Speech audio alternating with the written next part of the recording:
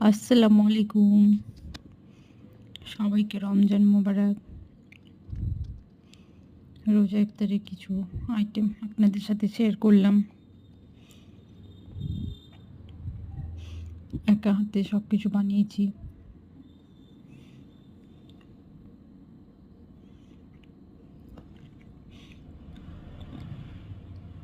শরবত বানালাম।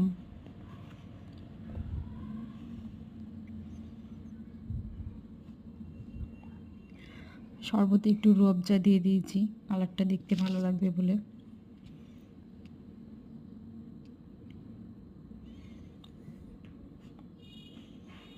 রূহআফজা দিয়ে শরবতটা খেতে ভালো লাগে।